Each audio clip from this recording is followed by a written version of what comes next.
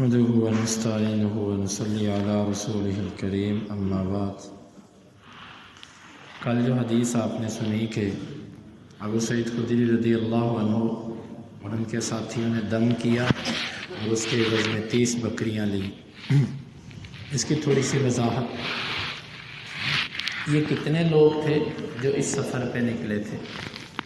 دوسری روایت کے اندر وضاحت ہے کہ یہ 30 صحابہ کرام کی جماعت تھی۔ یہ کس سفر کی طرف نکلے تھے اس کی کچھ وضاحت نہیں ہے، لیکن دارقطنی کی ایک روایت میں ہے کہ یہ ایک جہادی سفر تھا۔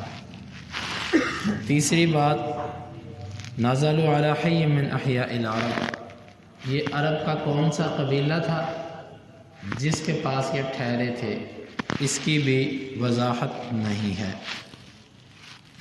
انہوں نے ان سے مہمان نوازی طلب کی، کیونکہ اسلام نے مسافر کو یہ حق دیا ہے کہ وہ جہاں سے گزرتا ہو، جس بستی سے گزر رہا ہو، جہاں پر اس کو رات ہو جائے، وہ وہاں سے اپنا رہنا اور کھانا طلب کر سکتا ہے۔ یہ رات کا وقت تھا، اس طرح کی دوسری روایات کے اندر ہے۔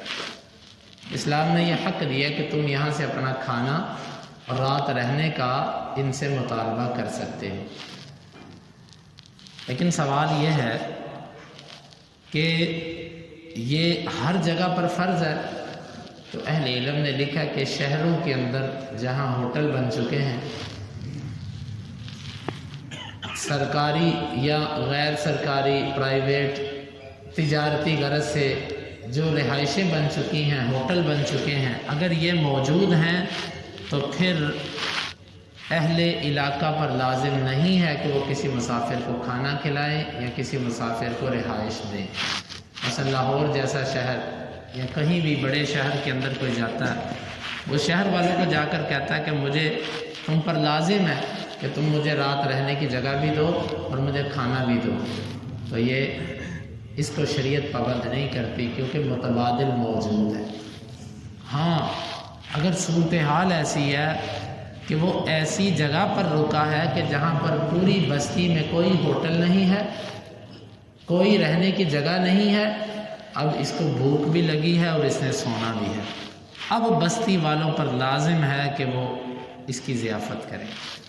اگر وہ اس کی ضیافت نہیں کرتے تو شریعت نے اتنا حق بھی اس کو دیا ہے کہ یہ زبردستی کھانے کی مقدار ان سے چھین سکتا ہے۔ لیکن وہاں جہاں پر متبادل موجود نہیں ہے، جہاں متبادل ہے وہاں پر شریعت اس کو کہتی ہے تم متبادل رستہ اختیار کرو۔ تو یہ صحابہ کرام تھے، گاؤں تھا، دیہات تھا اور رات کا وقت تھا۔ انہوں نے گاؤں والوں سے کہا ہماری مہمان نوازی کرو، ہمیں کھانا کھلاؤ۔ انہوں نے کہا کہ انکار کر دیا، ہم یہ کھانا نہیں کھلائیں گے۔ یہاں سے ہی بعض اہل علم نے یہ نقطہ بھی نکالا ہے کہ النصیب یصیب ولو کان تحت الجبل، جو بندے کا مقدر ہوتا ہے وہ اس کو مل کے رہتا ہے، اگرچہ وہ پہاڑ کے نیچے دبا کیوں نہ ہو۔ جس بندے کے تقدیر پر ایمان ہو اس کو یہ سمجھ لینا چاہیے جو میرا نصیب ہے وہ مجھے مل کے رہے گا، اور جو کسی کا حصہ میرے پاس پڑا ہے یہ جا کر رہے گا۔ اب انہوں نے مہمان نوازی تو نہیں کی، لیکن اللہ نے ان کے مقدر میں لکھا ہوا تھا کہ تم نے مہمان نوازی بھی کرنی ہے اور تم نے 30 بکریاں بھی دینی ہیں۔ بالآخر وہ ملی، لیکن دوسرے طریقے سے۔ تو جو اللہ کے بنائے ہوئے حق ہیں یہ بندہ ان کو اپنا نہ سمجھے، وہ جانے ہی جانے ہیں، اور آپ کا جو حق ہے وہ آپ کو ملنا ہی ملنا ہے، چاہے دنیا میں مل جائے، چاہے آخرت میں ملے، چاہے دنیا میں آرام سے مل جائے، چاہے کسی دوسرے طریقے سے ملے۔ نصیب جو بندے کا ہے وہ اس کو مل کے رہتا ہے۔ انہوں نے انکار کر دیا۔ ان کے قبیلے کا جو سردار تھا اس کو کسی چیز نے ڈس لیا۔ یہ کون سی چیز تھی؟ دوسری روایت کے اندر آتا ہے بچھو۔ بچھو نے اس کو ڈسا۔ فسعوا له بكل شيء لا ينفعه شيء، جتنے ٹوٹکے ان کے پاس تھے بچھو سے ڈسنے کا علاج کرنے کے وہ سارے انہوں نے استعمال کر لیے، کسی ٹوٹکے نے ان کو فائدہ نہ دیا۔ وہ آپس میں وہ کہنے لگے کہ یہ جو قبیلہ آیا ہے قافلہ رات کا ادھر ٹھہرا ہوا ہے، ہم ان سے جا کے پوچھتے ہیں، شاید ان کے پاس کوئی ایسی چیز ہو جو ہمارے مریض کو نفع دے دے۔ وہ آئے اور وہ کہنے لگے قافلے والوں، ہمارا جو سردار ہے اس کو یہ کسی چیز نے ڈس لیا ہے۔ بعض شارحین نے ابن حجر نے لکھا کہ عام طور پر ضیافت کو روکنے والا بھی یہی شخص تھا، کیونکہ جو سردار ہوتا ہے اس سے مشاورت کی جاتی ہے، پھر ہی کوئی فیصلہ کیا جاتا ہے۔ تو ظاہر ہے اس کی طرف سے انکار تھا، جس وجہ سے قبیلے والوں نے انکار کیا، تو اس کو یہ سزا اس عوض میں ملی، یا مقدر میں اس کے لکھا ہوا تھا یہ۔ تو جب یہ آئے تو ابو ان میں سے ایک صحابی کہنے لگا کہ ہم دم ضرور کریں گے لیکن اب نہیں کریں گے، ہم کرتے ہیں دم لیکن اب نہیں کریں گے۔ کیوں؟ کیونکہ ہم نے تم سے کہا تھا کہ ہماری مہمان نوازی کرو، تم نے مہمان نوازی نہیں کی، اب ہم تمہاری مدد نہیں کریں گے، الا یہ کہ تم ہمارے لیے اس پر عوض مقرر کرو۔ کیا عوض دو گے، کیا بدلہ دو گے ہمیں اس دم کرنے کا؟ کرتے کراتے بات یہ ہوئی کہ 30 بکریاں ہم لیں گے۔ انہوں نے کہا ٹھیک ہے، ہم 30 بکریاں دینے کو تیار ہیں۔ پھر یہ کون تھا دم کرنے والا؟ یہ ابو سعید خدری رضی اللہ عنہ خود تھے۔ گئے، دم کیا۔ کس چیز کا دم کیا؟ سورہ فاتحہ کا۔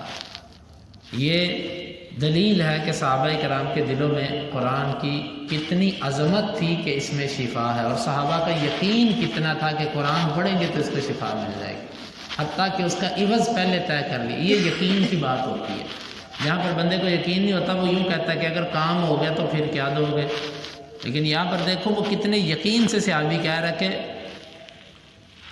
بتاؤ مجھے اس کا بدل کیا دو گے، ٹھیک ہو جائے گا، ہمارے پاس شفا ہے۔ یہ دلیل ہے کہ صحابہ کرام کا قرآن پر انتہائی کامل یقین تھا، اور جس بندے کا قرآن پر جتنا یقین ہوتا ہے قرآن اس کے ساتھ اس کے یقین والا معاملہ کرتا ہے۔ جس بندے کو ویسے قرآن پہ شک ہوتا ہے وہ جتنے مرضی دم کروا لے، اس کو کوئی فرق نہیں پڑتا، بات یقین کی ہے۔ اسی لیے کئی ڈاکٹروں نے لکھا ہوتا ہے نا، اگر آپ کو اپنے معالج پر یقین نہیں ہے تو علاج نہ کروائیں۔ یہ بات ٹھیک ہے، یہ نفسیاتی چیز ہے جو انسان پر اثر انداز ہوتی ہے۔ تو انہوں نے کہا کہ ہم 30 بکریاں لیں گے، چلے گئے۔ دم کس چیز کا کیا؟ فاتحہ کا۔ کتنی دفعہ فاتحہ پڑھتے تھے اس حدیث میں وضاحت نہیں ہے، دوسری روایت میں 7 دفعہ فاتحہ پڑھی، 7 دفعہ۔ اور کس طرح پڑھی؟ وہ اس طریقے سے پڑھی کہ اپنے منہ میں تھوک جمع کر رہے تھے، اندر نہیں نگلتے تھے، تھوک جمع کرتے تھے اور فاتحہ پڑھتے تھے، یعنی کہ فاتحہ اس تھوک پر سے گزرتی، پھر وہ تھوک اس جگہ پر لگائی جہاں پر اس زہریلی چیز نے کاٹا تھا۔ ایک عمل یہ ہے۔ دوسرا ایک مریض کا واقعہ جو ابو داؤد اور دیگر کتابوں میں آتا ہے کہ ایک بندہ پاگل ہو گیا تھا۔ خارجہ بن سلط کہتے ہیں اپنے چچا سے بیان کرتے ہوئے کہ اس کو لوگوں نے زنجیروں سے باندھ رکھا تھا، اور اس قبیلے کے لوگ بھی آئے اور آ کر کہنے لگے کہ تمہارے پاس کوئی ایسا بندہ ہے جو اس ہمارے پاگل آدمی کو دم کرے، جس کو ہم نے باندھ رکھا ہوا ہے۔ تو اس وقت بھی صحابی کھڑا ہوا، اس نے فاتحہ سے دم کیا۔ لیکن اس دم میں اور اس دم میں فرق ہے، جس کی طرف میں آپ کو توجہ دلانا چاہتا ہوں۔ یہاں پر ڈسنے کا دم تھا، ظاہر یہ لگتا ہے کہ صحابی نے ایک دفعہ کیا اور اس کا عوض لے لیا۔ وہاں پر جو لفظ ہے نا حدیث کے، وہ یہ ہیں کہ صبح بھی کیا، شام بھی کیا۔ غالباً اس روایت میں 3 دن کے لفظ ہیں، صبح اور شام 3 دن دم کیا، صبح بھی کرتے شام بھی کرتے، یوں 3 دن کیا۔ اسے معلوم ہوتا ہے فاتحہ کے اندر شفا ہے، لیکن مرض کے مطابق اس کے دم کی مقدار کم یا زیادہ کی جا سکتی ہے۔ ہم ایک دفعہ دم کرتے ہیں اور کہتے ہیں فرق نہیں پڑا یار، یہ ڈاکٹر کے ٹیکے سے ہی ٹھیک ہونا ہے، یا کسی حکیم نباز کے پاس جا کے ٹھیک ہونا ہے۔ فاتحہ بعض دفعہ مرض کی شدت ہوتی ہے، ایک دفعہ کا دم کافی نہیں ہوتا۔ یہ بات میں آپ کو سمجھانا چاہتا ہوں کہ فاتحہ کے اندر شفا ہے، ہر چیز میں شفا ہے۔ تو یہ صحابی نے جب کیا، تھوک منہ میں جمع کرتے، طریقہ بھی یہ ہے، ہم طریقے چھوڑ دیتے ہیں، تھوک منہ میں جمع کیا، اور اس تھوک کے یت فولو کے لفظ ہیں، طفل کہتے ہیں ایسی پھونک جس میں تھوک بھی گرے اس جگہ پر۔ تو یہ صحابی نے جب کیا اس کو دم، حدیث کے لفظ فَكَأَنَّ مَنُوشِطَ مِنْ عِقَالٍ، وہ بندہ ایسے ٹھیک ہو گیا جیسے کسی رسیوں میں بندھی ہوئی چیز کو کھول دیا جاتا ہے. اب وہ کھل گئی. اب وہ فانطلق یمشی، وہ بندہ اٹھ کے چلنے لگ پڑا. وما بہ قلبۃ، اس کو کوئی بیماری نہ رہی. یہ ہے فاتحہ کی تاثیر. بندے کا یقین ہونا چاہیے کسی قسم کی بیماری اگر بندے کو ہے، لیکن یہ بھی اللہ کی طرف سے ہے کہ جب اللہ نے مقدر میں شفا نہ لکھی ہو تو پھر بندے کا اس طرف ذہن بھی نہیں جاتا، وگرنہ اس کے اندر اللہ نے شفا رکھی ہوئی ہے. انہوں نے صحابہ کرام کو پوری کی پوری 30 بکریاں دے دی. دوسری روایت میں ہے کہ کھانا بھی پھر دیا، کھانا بھی دیا. اب کیا ہوا، صحابہ کرام نے کھانا تو کھا لیا، لیکن بکریاں جب تقسیم کرنے کی باری آئی تو کہنے لگے کہ بھائی پتہ نہیں ہمارے لیے جائز ہے کہ نہیں ہے، اس کو اس طرح کرو، اس کو رہنے دو یوں ہی. نبی صلی اللہ علیہ وسلم کے پاس جا کر اس کا فیصلہ کروائیں گے، جو وہ فیصلہ کریں گے اس کے مطابق ہم عمل کریں گے. یہ دلیل ہے کہ انسان کو کسی معاملے میں اگر شبہ پڑ جائے تو وہاں پر توقف اختیار کرے، توقف اختیار کر لے، عمل نہ کرے فوری طور پر. ہاں جس چیز پہ ان کو یقین تھا وہ انہوں نے کر لیا. 30 بکریاں لینے پر ان کا دل مطمئن تھا، انہوں نے 30 بکریاں لے لی، عوض لے لیا اس کا، لیکن اس کو اپنے استعمال میں نہیں لائے کہ پتہ نہیں یہ ہمارے انفرادی استعمال کے لیے جائز ہے کہ نہیں. یہ دلیل ہے اجتہاد کے جائز ہونے کی. صحابہ کرام نے یہاں پر اجتہاد کیا. آپ اگر کسی عالم کے پاس نہیں ہیں تو اس وقت آپ اجتہاد کر سکتے جو آپ کو سمجھ آتی ہے. جو چیز آپ کے سر پہ پڑ گئی اس میں اجتہاد کر لو، جس میں گزارا ہو سکتا ہے اس میں گزارا کر لو، یہاں تک کہ کسی عالم کے پاس چلے جاؤ. جس طرح بکریاں تقسیم نہیں کی، البتہ لینے میں اجتہاد کر لیا، لے لی لیکن تقسیم نہیں کی آپس میں. یہ صحابہ کرام کا ورع تقویٰ بھی ہے اس میں. اور یہاں سے یہ بات بھی معلوم ہوئی کہ جب اجتماعی طور پر بندہ کسی کام میں شریک ہو، کرنے والا اگرچہ ایک ہو، اس کو خوش دلی سے سب میں تقسیم کرنا چاہیے. اب دم صرف ابو سعید خدری نے کیا، لیکن 30 بکریاں سب نے تقسیم کی. اب اگر آج کی ذہنیت کا کوئی بندہ ہوتا تو وہ کہتا دم تو میں نے کیا، محنت تو میری ہے، تم کس چیز سے میرے سے مانگتے ہو حصہ؟ نہیں، سب کے اندر تقسیم کیا. حتیٰ کہ نبی صلی اللہ علیہ وسلم نے فرمایا میرے لیے بھی حصہ رکھو. اللہ کے نبی نے یہ جو فرمایا تھا نا میرے لیے حصہ رکھو، اس لیے نہیں فرمایا تھا کہ آپ کو کوئی لالچ تھا. آپ نے ان کی دل جوئی کے لیے اور ان کو یہ بتانے کے لیے کہ یہ جائز ہے، اسی لیے کہا کہ لاؤ مجھے بھی دو تاکہ تمہارا شبہ نکل جائے کہ اگر یہ ناجائز ہوتا تو نبی خود نہ لیتے. تو یہ نبی صلی اللہ علیہ وسلم نے کہا میرا بھی حصہ اس میں مقرر کرو.